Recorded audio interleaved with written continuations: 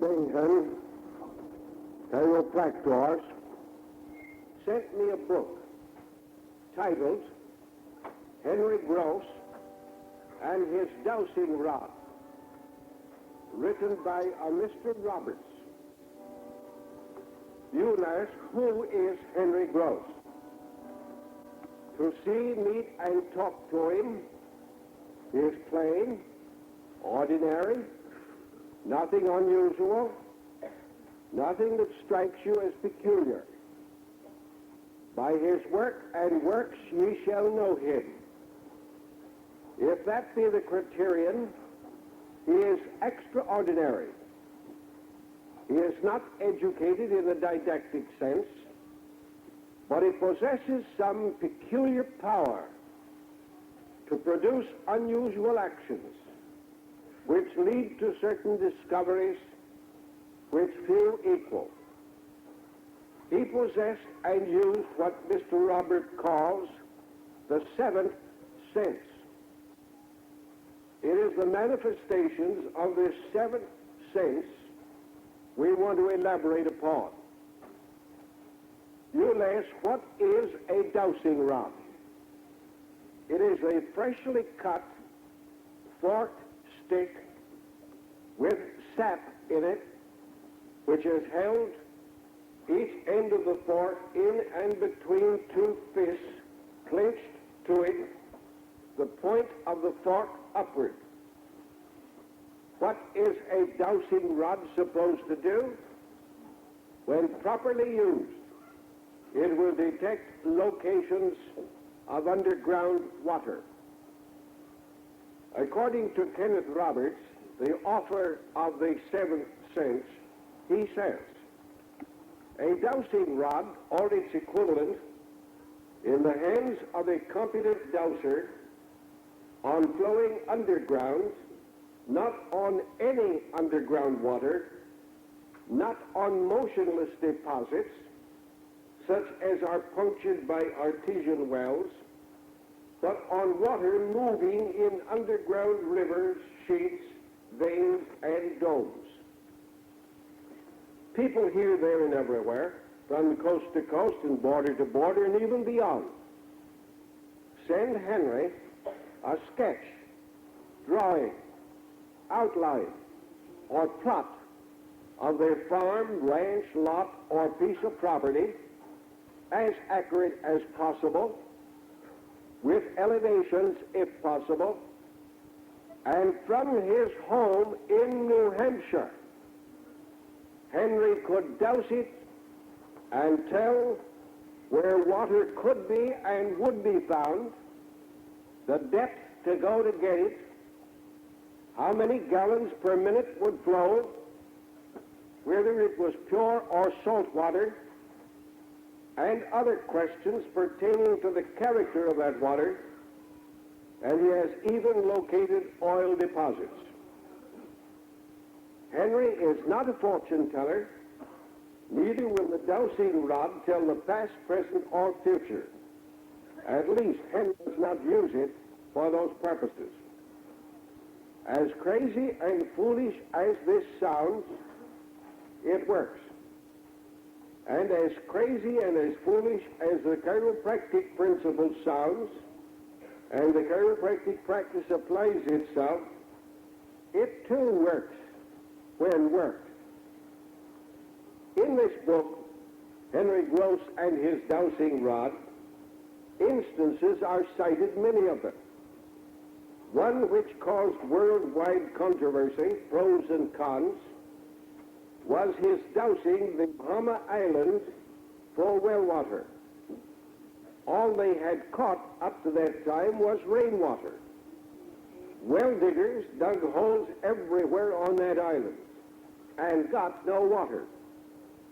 Henry Gross, from his home in New Hampshire, doused a map of the island, cited 3 places, pinpointed actual spots, told the depths to go, how many gallons would flow from each, and in each instance, when they followed his instructions, They got exactly what he said they would, to the astonishment of the natives.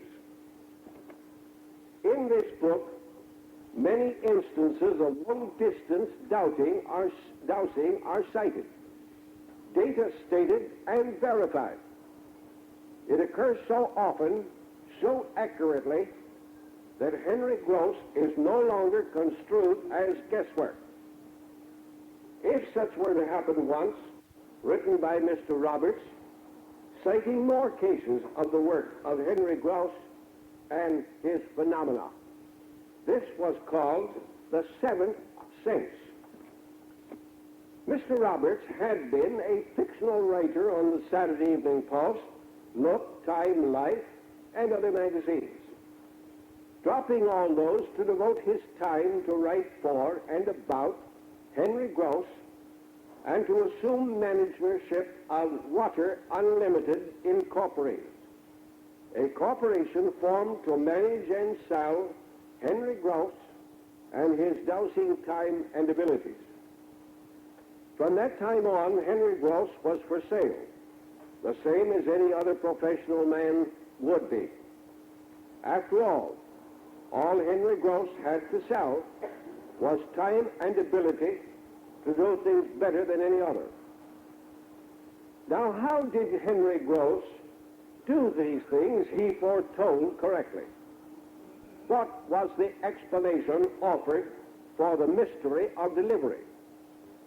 Did Henry Gross have an explanation?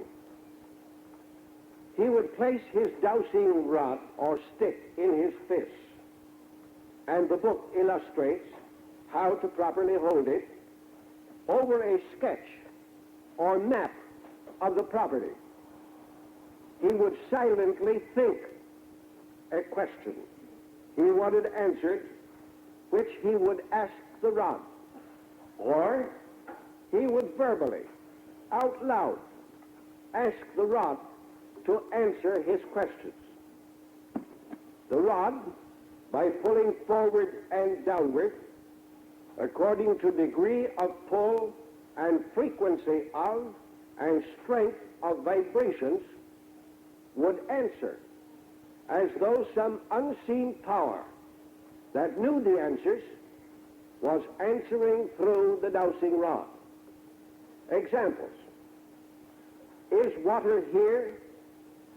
If the rod did not move, there was none. If it moved a little, he was getting nearer. When right over the spot, it would pull down heavily and would shake violently, and no amount of trying to prevent the rod from moving could stop its pull or vibrations. Is it 5 feet down to water? If the rod did not move, then it was more or less than 5 feet. Is it 10 feet? If it moved a little, there was some. Is it 15 feet? If it moved more, then he was nearer the correct depth. Is it 20 feet? If it stopped moving, he knew he had gone beyond the necessary depth. So he would back up to each number between 15 and 20 until he got the greatest pull and vibrations. When he finally got the exact distance, the rod would be violent in its pull and vibrations. Will he get 5 gallons per minute? If the rod did not move, that amount was wrong. And so the questions continued until all answers wanted were received. When they dug down at that spot to that depth, they would get that amount of water. Now, seemingly this was black magic, hoodoo mysticism. Was there a logical explanation between Henry Gross's mental questions or verbal questions, the dowsing rod's answers, and the facts contained in the ground? Henry Gross is not the only dowser dowsing for water. The woods are full of them, common and unusual, incapable and capable, good and bad, successful and failures. The same is true in chiropractic. There are dowsers and dowsers. Most anybody can dowse, more or less. It appears there is a 100% law at work that works better in some people than others. After Henry Gross would rough out the general location, he would often be engaged under Water Unlimited Incorporated to go to the farm, ranch, or lot and pinpoint the spot, and rarely failed.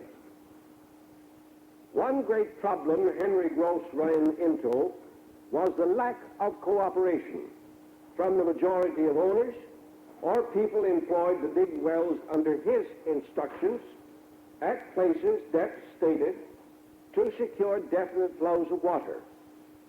Many refused to acknowledge he knew whereof he spoke. Whenever and wherever they disregarded his instructions and preferably followed book leanings and learnings, preferring their educational patterns, they invariably failed, after which they questioned veracity, criticized, ridiculed, and condemned Henry Gross as a witch hunter. Whenever and wherever every other persons involved followed Henry's instructions, they got exactly what he said they would. Now the question arises, how could Henry Gross stay at home in New Hampshire and douse water at remote places and points in remote states and countries by placing his dowsing rod over a map laid on a table or on the floor, asking it questions, getting correct answers, and rarely failing? Is there a law at work? Let's see. Innate intelligence knows no time, space, or distance. Innate intelligence lives in Henry Gross. Innate intelligence is everywhere, in everything, where intelligence is at work all the time, regardless of geography. Innate intelligence knows all things, in all matter it directs, controls, and functionates. Innate intelligence knows where water is, the depth, the flow of, and the amount of that flow. Without knowing how, Henry Gross and the innate intelligence in him have tapped the universal innate intelligence of all matter outside himself and in all other matter. His innate became en rapport with his educated mind, and all answers are at his command. Naturally, he asks educated questions. His innate answers after contacting the innate of the universe. The dowsing rod is an incidental physical medium of his innate in action, therefore is able to answer questions regardless of time, space, or distance. The freshly cut rod is still alive as a physical medium through which its pullings and vibrations give forth information. In the same way, our physical organs manifest function and answer our educated questions, which proves the existence of innate intelligence inside of us, the same in all the vertebrata, regardless of time, space, or distance. The one fundamental difference between the correctness of dowsings of Henry Gross and more or less lackadaisical dowsings of many others is that Henry Gross is a more natural, normal, sane human being than many others who cannot douse water at all. Henry is an uninhibited individual who does not question or debate with his innate. He has far less of educated training to dispute his findings with. The majority of others are so inhibited by too much education that can't or won't work that has taught them to compromise with the unknown source of phenomena that they fail more or less. That's why and how Henry Gross can douse water at his home in New Hampshire from a map on the table. It also explains why many others could not even douse water when directly over it. There's another angle to Henry Gross's superiority and success over other dousers. Being more natural, normal, and sane than others, he is a more natural, normal, and sane person through which his innate can deliver more accurate conclusions of facts to his education. This being true, Henry Gross knows what he knows what can be done, and is done.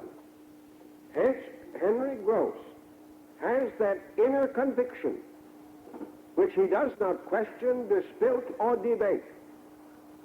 Innate knowing this acts in a more normal manner through his education to his dowsing rod. This makes him supremely confident in his ability to do things he does. He rings true, sincere, and honest, and above all is modest, more so than is Mr. Roberts, who writes about him and his activities.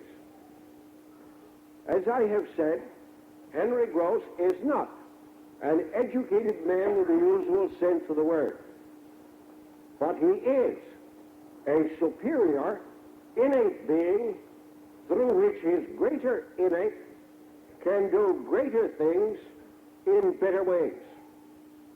The average educated man is an inferior physical medium through which innate tries to perform the functions. A more or less educated person with educated inhibitions and lack of knowledge of or understandings of the law of innate will ask, what has any or all of this to do in dowsing business with chiropractic or chiropractors here and now? What is it we constantly seek to find, to know about, and to be able to do? Internal facts as they are, which innate knows. Where is this? How is that? Why is this or that? What to do, when to do it, when to do anything, to correct the vertebral subluxation, to release pressures, to restore interferences, to restore life here or there. From whence comes this desire on our part of our educations to know what innate knows, both in us and in the sick we serve? Where are our dowsing rods? Neuroclimeter, neurocalligraph, gyrometer, spinograph, tympograph, and the PTA vitamins. Out of which and from which comes that information we educationally desire to know. We too pull on the same innate source as Henry Gross does. We want to know the inside information in sick bodies, the same as Henry Gross wants to know the insides of Earth's water flows. We ask innate for information. Innate gives it to our educations, just as Henry Gross asks his dowsing rod for what he wants to know by asking the greater internal innate power within himself, which unfortunately he does not know about. He is not cognizant of his internal innate source of knowledge. You and we are. It is natural law versus artificial science, innate versus education, Henry Grouse versus theories. The same is true with chiropractic and with we as chiropractors. We have natural law as our background versus medical men with test tubes and microscopes. We have innate as our inner source of the whys and wherefores of function. They have external stimulatives and inhibitives, modifying constant and continuing effects. We have a universal God as our basic understanding and fact for our concepts. They are infidel, agnostics, atheists, and skeptics of everything we know. They need our human religion. We do not need their denials of that human religion. They can shout and shiver in shame and cry, there is no innate, and innate will continue to use man and make him live in spite of their ignorance of what makes him tick. Now there are chiropractors and chiropractors, some of whom are, many of whom are not.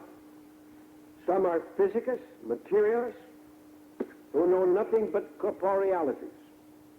Some believe in the Ouija board, hunches, intuitions, spiritualism, and listen to ectoplasms which tell them what to do, when, and how. Occasionally, there is a chiropractor who is slightly acquainted with some unknown phenomena that works. Sometimes one will find a chiropractor who knows his innate, listens to that wee small voice that issues information to his education direct, who heeds it, follows instructions, and gets results he should with sick people, the same as Henry Gross does when he follows the same pattern. The best chiropractors we have are those who, though they may be educated, take it with a grain of salt, who know the bigness of the fellow within and do what it alone knows proper to be done. Men who know they have an innate and know the extent and knowledge and ability of that innate inside them, who work with innate, let innate flow through education, possess higher levels of values the rest of us do not have. That some chiropractors get better results than others is obvious. That the lesser group contend they do same things the greater group do is obvious. But the difference in lowered results in one group and higher results in the other is also obvious.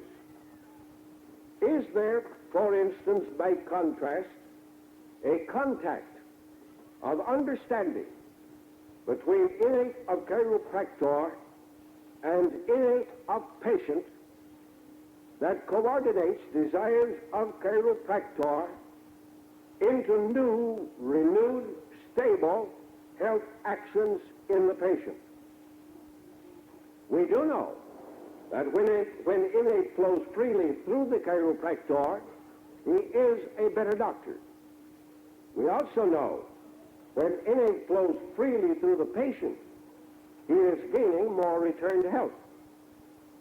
If the chiropractor lets innate flow freely through his education, or if innate bypasses education of the chiropractor, he will thereby deliver a more correct, more perfect, more efficient adjustment at right place, right time, right way, and only at such times if such is needed, and he will better know when restoration has been made and is continuing and he will know better when not to do anything more. A competent, efficient, capable chiropractor knows how important innate is to produce and reproduce us, keeping us healthy, normal, sane, alive, and functioning in all parts. He knows the necessity for having and keeping all innate at work all the time, regardless of race, color, sex, size, shape, or geography. He knows the necessity for releasing interferences of innates in sick people to get them well. And such will and can go beyond sicknesses back to cause and corrective. Therefore, is there a greater value to innate internal knowledge than our educational understandings?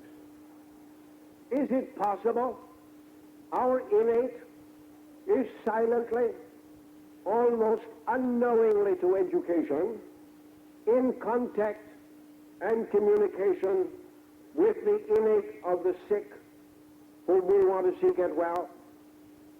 Is there such a reality as our innate desire to get the sick well, working with innate of the sick to get them well? Is there such a thing as the more we work educationally with innate, and innate works educationally with us, the more our innate will work with the innate of the patient? Is there such a thing as our educational innate convictions and educational understandings of innate working more in rapport with the patient? Are there different levels of innate values within education that make some more competent, efficient, able to deliver more to the sick than others? The same as there is a Henry Gross, who can do what other dowsers cannot do below his level in being correct. Is there such a thing as our knowing, our innate, and our innate knowing we know it, thus helping us educationally to accomplish greater objectives? Are all living life and what we do to the sick strictly and exclusive use only of didactic education? Can more than this increased innate value be learned out of books, in school, college, or university? Or is more than all this a process of drawing from within ourselves, from that exhaustless reservoir of innate, letting more innate get through in some more than others? Is this the difference in approach of why some succeed more in doing more, of helping more, of being more accurate than others in our profession? Can we educationally kid ourselves in thinking we can delude, fool, deceive, evade, or avoid innate, when innate knows what we think we know when we don't? Will innate help to broaden our understanding of education more if our educations know less and we understand innate more? Innate knows whether education speaks a mess of words, or whether innate knows when education knows innate is a reality and a fact. We call all this finding yourself, or getting the big idea. In Mr. Roberts' second book regarding Henry Gross, The Seventh Sense is in reality but a free-flowing innate sense taking precedence over the usual and ordinary 5 educated senses. In this book, Mr. Roberts reiterates many times citing many instances, he criminates and recriminates hydrographers, geologists, physicists, and other groups of so-called scientific scientists who have attended lectures, received scholastic honors, graduated from colleges and universities, who question the judgment, sanity, opinions, and results of Henry Gross. They scorn, deny, and ridicule his ability to do what he has actually done time and again, that which they can't do. This is the age-old conflict between scientific knowledge and the unknown law, which scientists discount because they can't prove it in a laboratory. Between 5 educated senses and the 7th sense is the 6th sense, which Mr. Roberts defines as his educated inability to discriminate between people who will or will not follow Henry Gross's instructions or do as they are told, or won't or don't pay their bills for service actually rendered and delivered. Now here's the sequence. Follow it carefully. Henry's education. Now note the two contrasts. Henry's education thinks or verbally asks the question. Henry's innate, the 7th sense, is cognizant of Henry's educated question. Henry's innate asks universal innate for the answer. Universal innate tells Henry's 7th sense, the innate, the answer. Henry's 7th sense, the innate, manifests the answer in the only way that innate always does, the dowsing rod movement. 2 of Henry's educated senses, sight and feeling, see and feel movements of the dowsing rod, which indicates the answers to Henry's educated questions. Now here's the sequence. Follow it carefully. Henry's education. Now note the two contrasts. Henry's education thinks or verbally asks the question. Henry's innate, the 7th sense, is cognizant of Henry's educated question. Henry's innate asks universal innate for the answer. Universal innate tells Henry's 7th sense, the innate, the answer. Henry's 7th sense, the innate, manifests the answer in the only way that innate always does, the dowsing rod movement.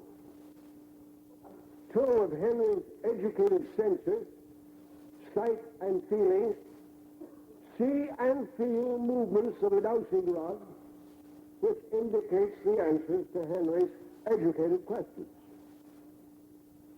Albert Hubbard once said, the obvious is the last thing we think, see, or do.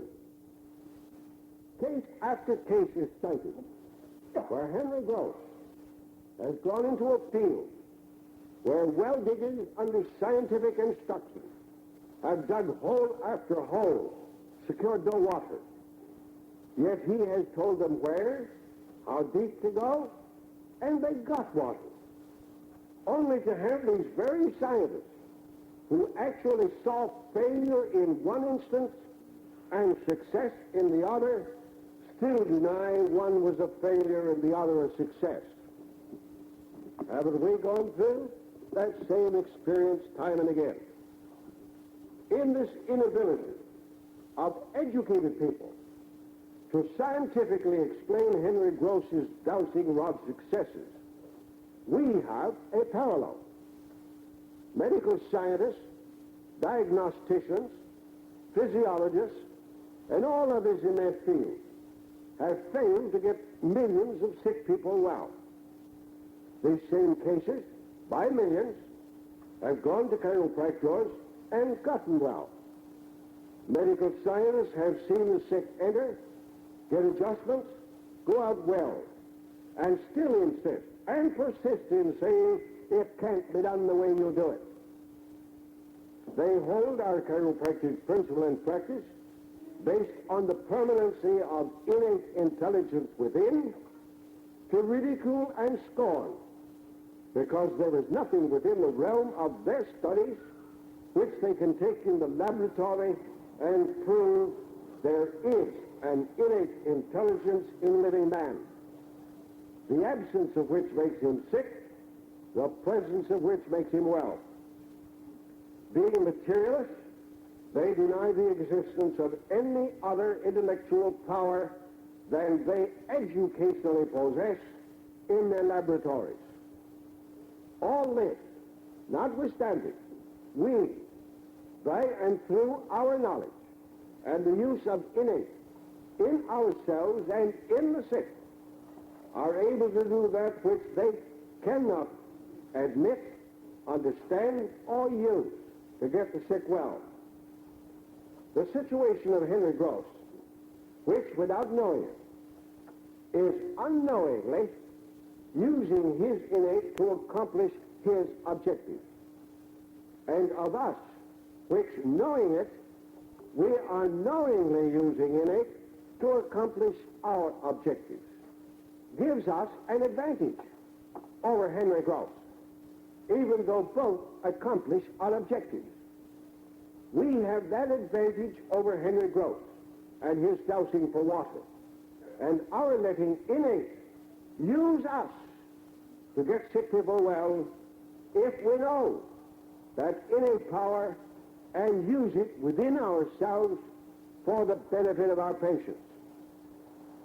As the dowsing rod is his physical indicator, so is the vertebral subluxation and its correction, and the sequences which follow are physical indicator in the organic function present or absent. There can be no successful wishful thinking regarding innate, or attempts to think innate may be, or hope there is an innate, because innate knows whether you know innate or not. There is no evading or avoiding the conviction on the part of innate, whether you are deeply convinced of its ability and knowledge, or whether you merely issue lip service. Innate cooperates the least with those who cooperate least with innate. Innate cooperates more with those who cooperate more with innate. Innate cooperates most with those who most cooperate with innate. Occasionally, on a lower level, accidents sometimes do happen in a lesser frequency in spite of education. On a higher level, and with greater frequency, innate will intentionally do more when men intentionally work with the innate inside. Now, at the conclusion of this lyceum, I want to say that I think we have tried. I don't know how much we may have succeeded in putting over our great message again and again. I told you once before when I was a boy, I must tell you about an experience I had once. At one time, as you know, my father rented the whole top floor of the building downtown now known as Sharp's Department Store. 42 rooms. He was engrossed in developing this new idea. He became very adamant and very dominant. He would preach it anywhere, everywhere, all the time till he became a bore. And the result was that he began to shoot his business as a magnetic healer all to pieces. Then he began trying this chiropractic idea, and it began to work. And he became a bore with that. And eventually he lost all his business. He went into bankruptcy. He was behind in rent 6 months. He borrowed all the money he could from this man's town. He owed about $8,000. I was practicing at Manistee, Michigan at the time. I had about 100 patients a day at $1 per, and I was making more money than he was. But I was a minor. He wired me to come home. I had to come being a minor. When I got home in the morning, he said, collect in $100, and when you get it, come to California where we're going. That day he had sold out every stick of furniture that he could sell to a second-hand store man. I had 42 empty rooms on my hands. I did not take his advice. I went to a little old lady that lived downstairs, a Mrs. Abbott, who had tried to be a mother to 8 children, and I asked her what was the right thing to do. And she said, my son, do right because it's right to do right. Then, knowing that Father owed 6 months back rent at $175 a month, I went over to see the landlord, Mr. Putnam. And he said, what can I expect out of you? You're all out of the same litter of pups. I looked at him and I said, Mr. Putnam, damn you, I'm going to live in this town until I make Davenport proud of that name of Palmer.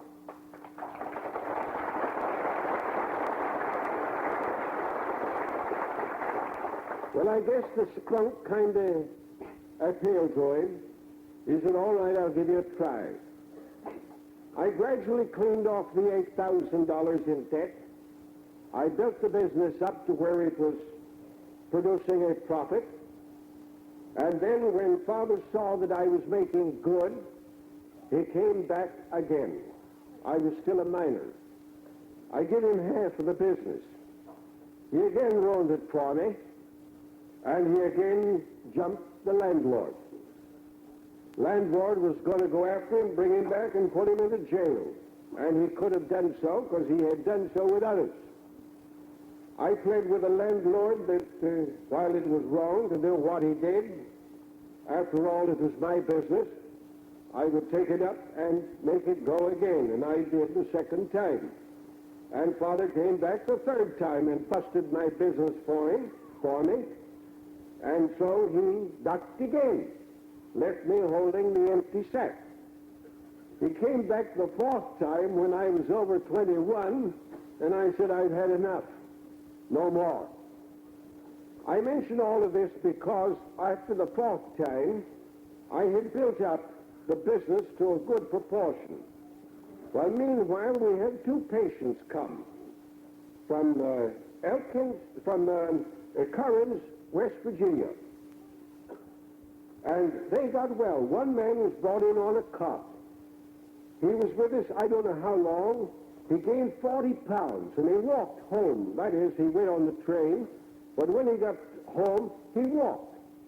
And everybody asked him what he'd done.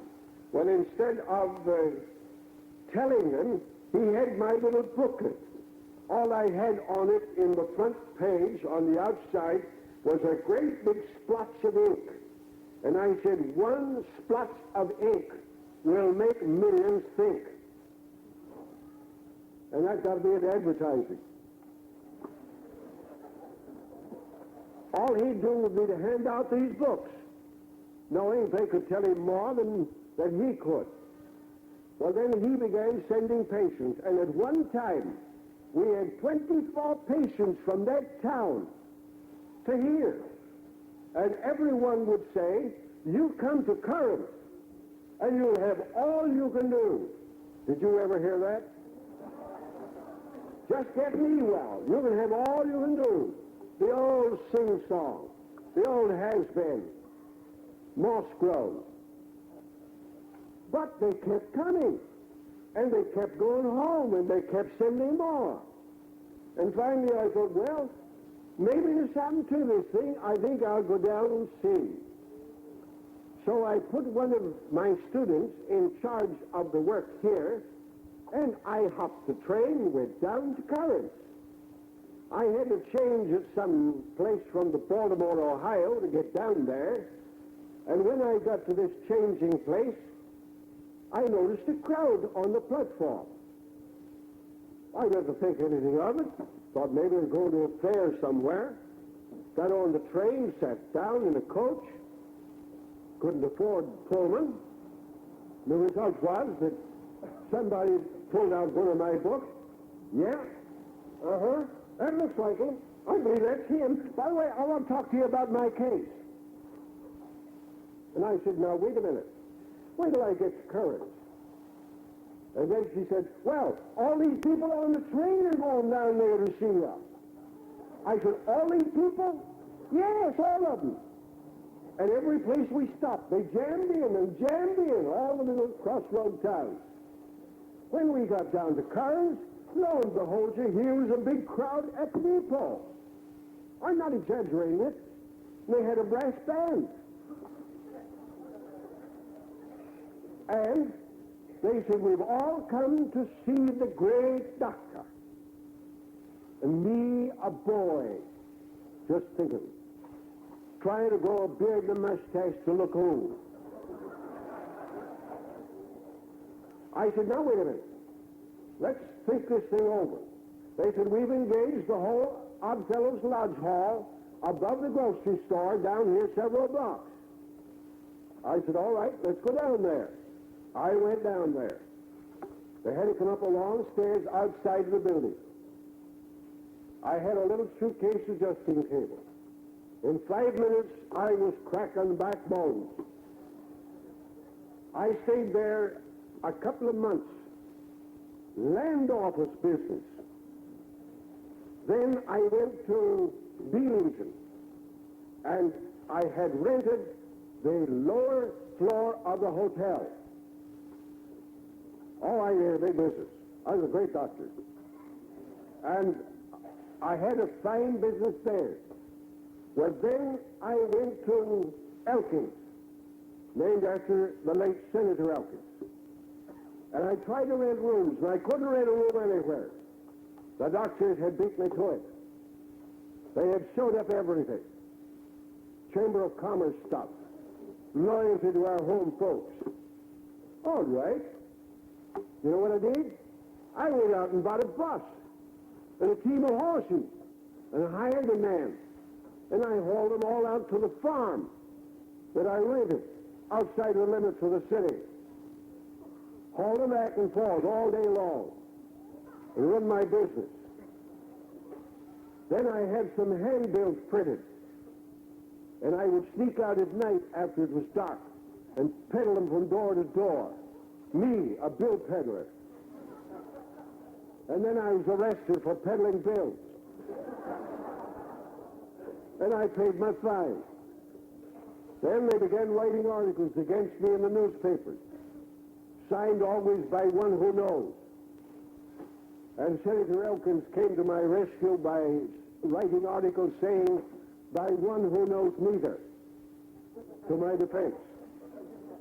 I mention all of this to show that they wanted to arrest me, and they threatened to arrest me. I went down and called the Medical Association, and I said, I want you to arrest me. Go ahead. I went to the sheriff, and I said, Sheriff, arrest me. Put me in jail. I went to prosecuting attorney, and I said, do your duty. Arrest me. I want to be arrested for practicing medicine without a license. I want to go to jail. Do you think they'd do it? They didn't dare to. Practically everybody in town was my patient.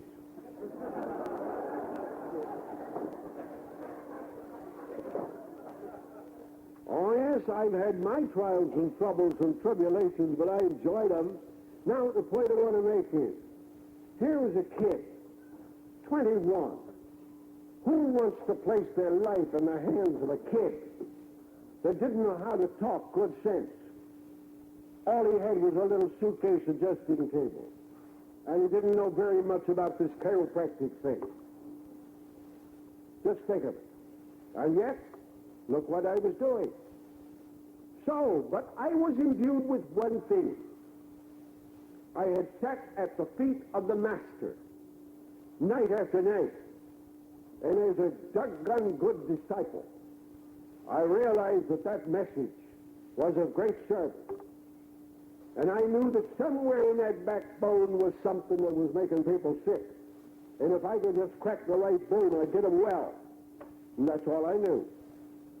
And so I began cracking backbones, and I got a lot of sick people well. And the result was that the ignorant boy made good. And I came back here, and a lot of them followed me here. And that was my big start. But Innate was on the job. Innate knew that I was trying to make good. And I left it all up to Innate. No education, but a hell of a lot of Innate in me. And I listened to Innate because I knew there was an Innate. Now, I've seen successes come to those who know they have an Innate and work with Innate. And I've seen failures come otherwise, who just talked it as lip service. But Innate knows that difference. If Innate knows that you know that's Innate, Innate will work with you and give you the hunches or the flashes that tells you what to do and where to do it and how and why.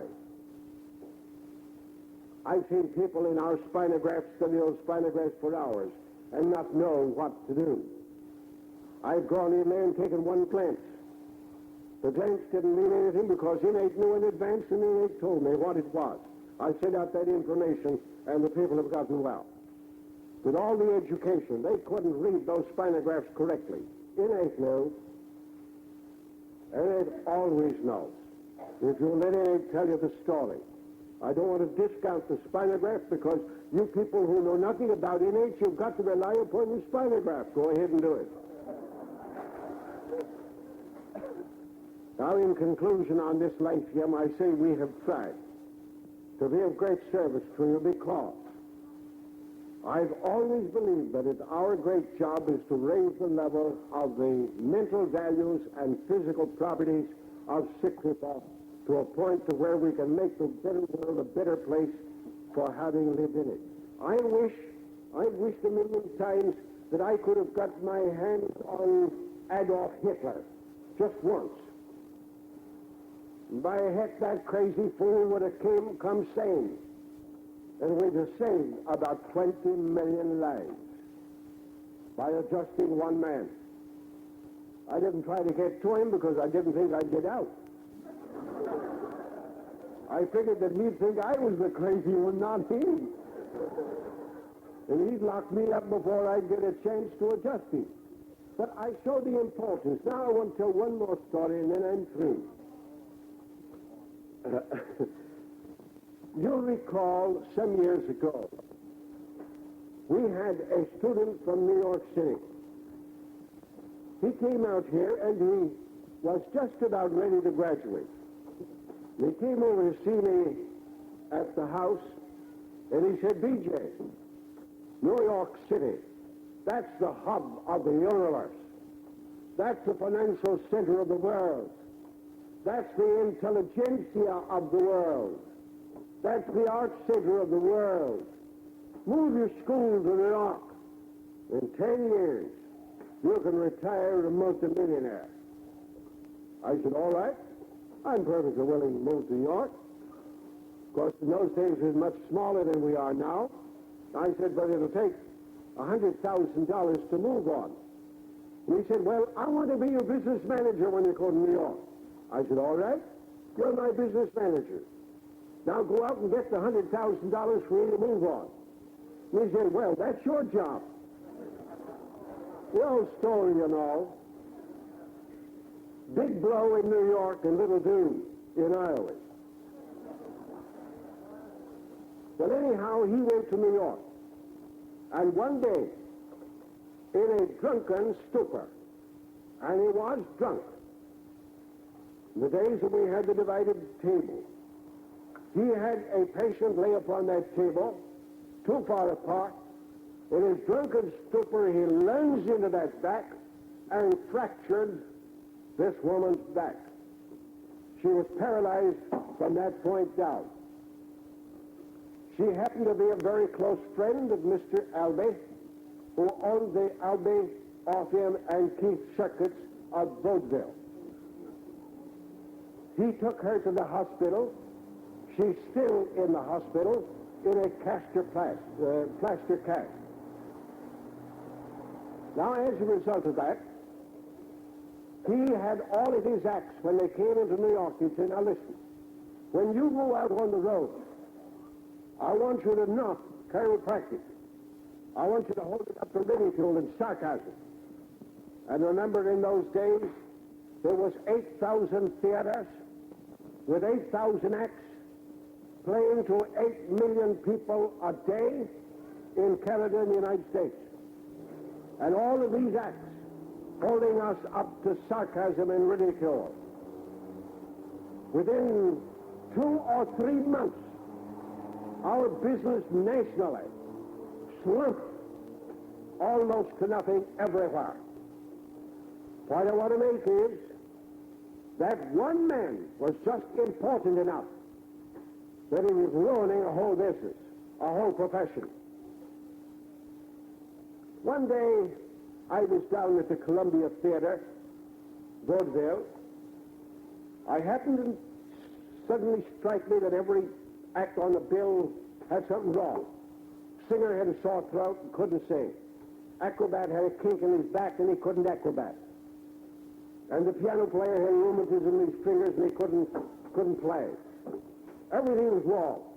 The whole show was all shot. I went to John Loveridge, the manager, who was a student in the school at the time, and I said, John, get all your acts backstage after the show. I want to talk to them. I got them backstage. I said, now listen, you're all sick. I want you to come up to my office tomorrow morning at 9 o'clock. I'm going to render you a chiropractic service at no charge to you the rest of this week. At the end of the week, some of them were better, others not so much. I said to them, now where are you going? Well, I jumped to Des Moines next week. I jumped Cedar Rapids. I jumped Minneapolis. I jumped Omaha. I said, all right, I'm going to give each of you a letter asking the chiropractors in those towns to render unto you a free service from now on. We had from that time on sometimes as high as 8,000 of those letters out. And in these letters I said, if in the conduct of your office you don't see fit to give the gratuitous service to this vaudevillian, don't give him the bill, send it to me. And even today we have these letters out. And I average about $100 a year from some of these cheapskates. The point I want to make is, one man was just important enough to ruin a profession. Another man was just important enough to figure out what to do to save the profession. Because as these acts began to get adjustments and began to feel better and get well, would they knock? No. They began to boost. They would go to a town and say to the chiropractor, now you be sure and come down to the theater tonight, I'm going to talk about you. So something in their act would come out. Oh, I see Dr. Brown down there in the audience. Well, I'll tell you something, folks. Hadn't been for him, I couldn't put on this act tonight. I went up there and got an adjustment. That sort of thing. They began boosting us everywhere. And our business went right up again. You know, just like that. And we saved the profession. Now, the sequel to the thing is that later on, I got a letter from Mr. Albee. And he said, next time in New York, come in and see me. I went up, and there was a little boy outside the office and said, I will give you just 1.5 minutes with Mr. Albee.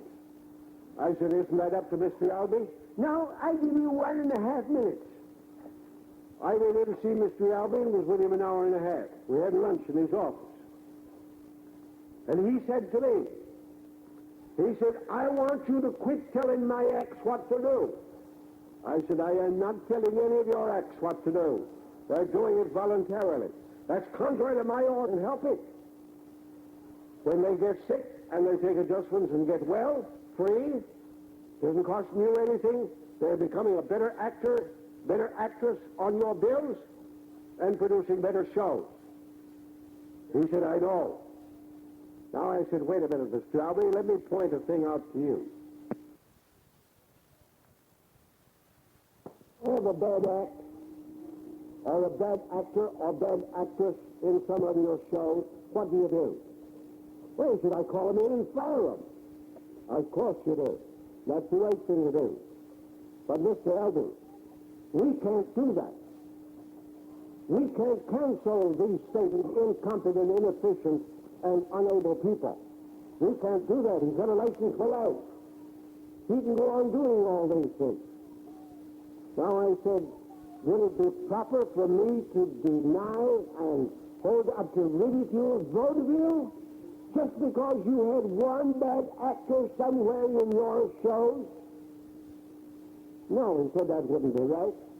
Why should I condemn Mr. Albee's thing because of one man that was a bad actor? He said, what are you getting at? I said, we had a bad actor. Just one bad actor that injured this woman. That was a personal friend of yours. Now, why condemn the kick?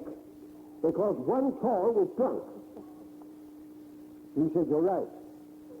I hadn't thought of that. I said, you hadn't thought. Period. I ain't afraid of him, you know. I talked to him. The result was what? He had built an NVA house, National Vaudeville Association's house, a hotel. All his acts stayed at that hotel. Had been in that hotel. He built it for the welfare of his own people. He made me out a gold card for life as a guest at the NVA house. Meals and rooms. And I've never gone there once. Never had one meal in it. I could go if I wanted to. I never partake of that sort of thing. I mention it purely to bring out one point. Some of you are in small villages. Some of you are in small towns. Some of you medium-sized towns. Some in cities. And you suffer more or less with an inferiority complex. Well, who am I? Just a little guy down in Squeedunkdale or Podunkdale. I'm just a little ordinary, everyday fellow. I'm ignorant. I don't know anything one way or the other. And you keep running yourself down, belittling yourself. Oh, no. You may be one of the great men of our profession. Why? You may have a United States Senator living in your town. You may adjust him. He goes to Washington and eventually steps it up along the line to a point to where we may get national legislation sometime. You may be a very important little fellow because you're contacting big fellows that can do bigger things than you can. Don't discount yourself. I'll give you an example. We had once an O.B. Jones from Missoula, Montana. O.B. Jones was cross-eyed, bow-legged, poor clothes. He'd been a farm ranch house for a hand for Senator Clark the Copper King. He came here, couldn't speak, couldn't write, couldn't talk. He was a horrible-looking sight. He was a man that all of you, to a man, would have said, get out of here. This is no place for you. We want educated men. We want the intelligentsia in here.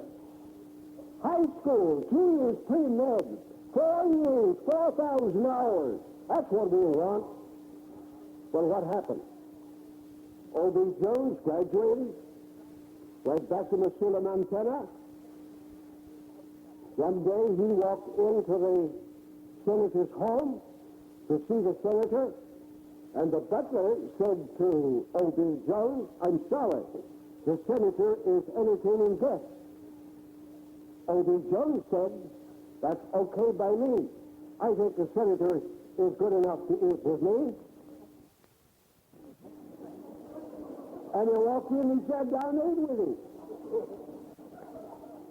Senator Clark became a patient of O.B. Jones, and that result went up to Washington and passed it all through until the time that Billy Brownell left Washington. There wasn't a prominent name on that entire list of senators, congressmen, admirals, generals, even up to Ike and me, were all patients of his. Yes, I saw two beautiful photographs that Billy got just before I left Florida, signed by Ike and Mamie. Thanking him.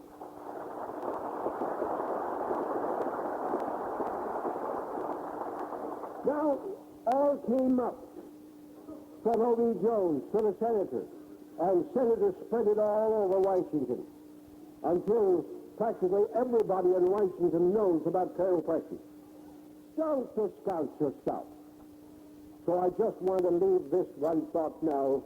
I want Innate to bless you all until I see you again, all of you, next year.